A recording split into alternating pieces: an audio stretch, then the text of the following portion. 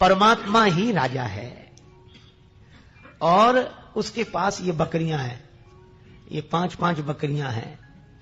कान कभी सुनने से तृप्त नहीं होते, आंख कभी देखने से तृप्त नहीं होती, नासिका कभी सुगंध से तृप्त नहीं होती, रसना कभी स्वाद से तृप्त नहीं होती और त्वचा कभी स्पर्श से तृप्त नहीं होती। फिर का राजा रूपी परमात्मा ने ये 5 ज्ञानेंद्रियां जो दी हैं, ये बकरियां हैं जो शब्द रूप रस गंध स्पर्श के विषयों से तृप्त नहीं होती। इनके लिए तो संयम का डंडा चाहिए। और जब कोई साधक उचित मात्रा में इनको विषय देते हुए वासना के वश में नहीं होने देता, उस पर परमात्मा प्रसन्न होकर अपनी भक्ति का इनाम देते हैं। यही छठ दमशील विरति बहु करमा। लेकिन इस भक्ति में भी एक शर्त लगाई। जैसे गुरुपद पंकज सेवा, तो शर्त क्या है? तीसरी भगति पर अमान, चौथी भगति मम गुणगन करई, शर्त क्या है? कपट तजी गान। अच्छा, 5वीं भक्ति में शर्त क्या है? मंत्र जाप मम, लेकिन शर्त है दृढ़ विश्वासा। और 6वीं भक्ति में शर्त क्या है? छठ दमशील विरति बहु कर्मा। यह तो ठीक है, लेकिन निरत निरंतर सज्जन धर्मा। कामनाएं न हो मन में, कर्म प्रपंच में हम रत न हो, वैराग्यवान हो, इंद्रियों के संयमी हो। अब इसका यह अर्थ नहीं कि हमें कुछ चाहिए नहीं, हम कुछ करें क्यों? तो आलसी बनकर पड़े रहें। क्यों? हमारी कोई इच्छा नहीं तो क्यों करना क्या? जब हमें कुछ चाहिए नहीं तो हम क्यों करें? जब हमें कुछ पाना ही नहीं है तो क्यों करें? नहीं, भगवान आज्ञा देते हैं कि आप वैराग्यवान हो, अच्छी बात है, आप इंद्रियों के संयमी हो, अच्छी बात है, लेकिन करना कुछ क्या? निरत निरंतर सज्जनों के धर्म का पालन करना। यह हमारी दिनचर्या होना चाहिए, हमारा जीवन होना चाहिए। सबते सेवक धर्म कठोरा। सेवक का धर्म सबसे अधिक कठोर है। सेवक सुख चाहे, सेवक और सुख चाहे संभव नहीं है, क्योंकि सेवक सुख देने के लिए होता है, सुख लेने के लिए नहीं। बहुत बार सेवक लोग शिकायत करते हैं, जब से इनकी सेवा में बड़े परेशान है, थोड़ा भी आराम भी नहीं मिलता। तो हमने कहा फिर आए काहे को, घर में कर दे आराम। हाँ, एक बात है, सेवक को आराम भले ही न मिले पर उसकी तपस्या बेकार नहीं जाती। उसे आराम न मिले पर राम मिल जाते हैं। सेवक सुख चाहे और मान भिखारी, भिखारी चाहे कि लोग हमारा सम्मान करें, संभव नहीं। सेवक सुख चाहे मान, भिखारी व्यसनी धन। और जो व्यसनी स्वभाव का है वह चाहे कि धन का संग्रह हो जाए, वह धनी हो जाए। शुभ गति व्यभिचारी, चरित्रहीन व्यक्ति, शील विहीन व्यक्ति अपनी शुभ गति की कल्पना करे, संभव नहीं। लोभी जस चाहे, और लोभी आदमी चाहे कि हमारी जय जयकार हो, यश हो नहीं सकता। और 4 गुमानी और अभिमानी आदमी चाहे कि धर्म अर्थ काम मोक्ष हमें मिल जाएंगे। नभ दुह दूध चाहती ये प्राणी। ये लोग ऐसे समझो जैसे कोई आकाश को निचोड़कर दूध पीना चाहता हो, संभव नहीं है। सेवक सुख। भरत जी कहते हैं सिर भर जाऊं उचित असमोरा। और जब भरत जी ने यह बात कही तो उनके जो सेवक हैं, भरत जी तो राम जी के सेवक हैं और भरत जी के साथ जो आए भरत जी के सेवक हैं।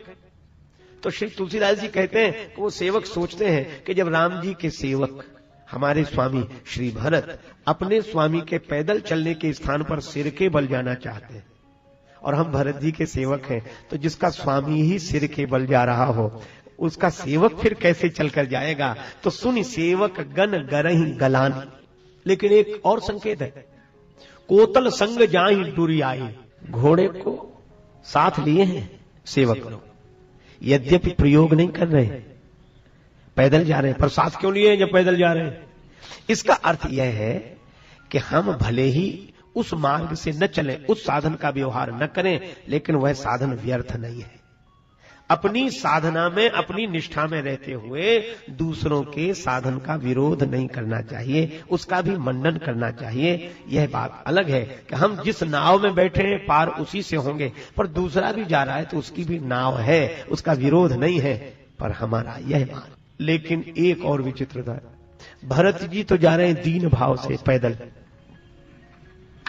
पर लोगों में अभिमान जाग गया, क्योंकि व्यक्ति का मन गलत अर्थ बहुत जल्दी ग्रहण करता है, जो अर्थ नहीं होता वही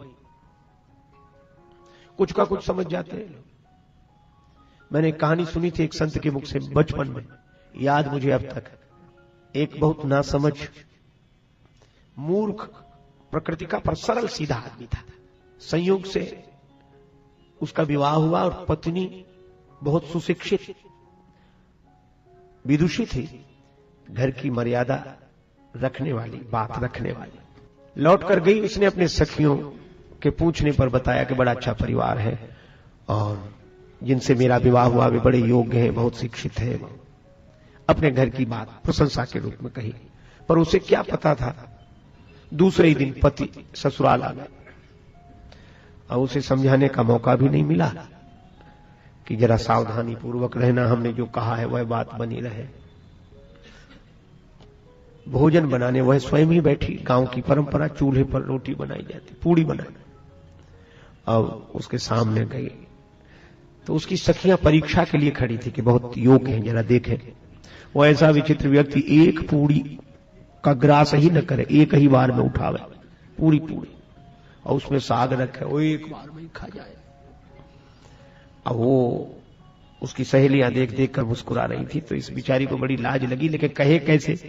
तो इसने इशारा किया, अंगुली द्वय उठाई गंवार अपन पति को देख। 2 उंगलियां उठाई कि एक एक पूरी के ग्रास दुई करे जा, कि कम से कम एक पूरी के 2 टुकड़े तो कर। पति ने बहुत देर बाद देखा, ओ बोले हमारी पत्नी कितनी समझदार, कह रही इतने चलकर थक कर आए हो, भूखे हो, एक में क्या होता 2-2 पूड़ियां एक साथ खाओ। इशारा कुछ था, अर्थ कुछ लिया, और 2-2 को चावे लागो मूढ़ जब एक साथ 2-2। तो बिचारी क्या कहती, माथा पीट लिया। माथ ठोक त्रिया कहे लाज सो डरे जा। उसने मत्था पीटा कि यही समझाया था, फिर भी उल्टा समझ। उसने देखो अब समझ में आया। वो माथा पीट रही थी, कहा ये मेरी पत्नी कह रही है कि पूड़ियां पूजा की हैं, प्रणाम करके खाओ। वो 2 पूड़ियां उठाता, पहले माथे से लगाता। पतिदेव समझे कि पावे के प्रथम इन पूजनीय पूरिन को शीश पे धरे जा। और जब ऐसा हुआ तो पत्नी चूल्हे से ही बोली, संकेत उधर था। बोल उठी रोष भरी चूल्हे से चतुर नारी, कि जैसो जरे आयो प्रथम वैसो ही जरे जा रही चूल्हे। इससे तो तू पहले जैसा जल रहा था वैसा ही जलता चल। अर्थात एक ही एक पूरी ठीक थी, ये समझाना तो और बेकार हुआ, संदेशा गलत चला गया। तो कई बार संदेश गलत चला जाता है। भरत जी दीनता के कारण पैदल चल रहे हैं, भरत जी राम नाम का सहारा लेकर पैदल चल रहे हैं, लेकिन लोगों ने सोचा वाह जब ये चल सकते हैं तो हम क्यों नहीं चल सकते, ये चल सकते हैं तो हम क्यों नहीं चल सकते। सबने सवारियां छोड़। तो हमने ये कथाएं सुनी स्वामी राजेश्वरानंद जी महाराज द्वारा। बहुत ही सुंदर तरीके से इन कथाओं का वर्णन उन्होंने किया है। उम्मीद है आपको ये कथाएं बहुत पसंद आई होंगी। अगर आपको ये कथाएं पसंद आई हैं तो चैनल को सब्सक्राइब कीजिए, वीडियो को लाइक और शेयर कीजिए, ताकि इस तरह की प्रेरक और हास्य कथाएं हम आपके लिए लेकर आते रहें। आपका बहुत बहुत धन्यवाद।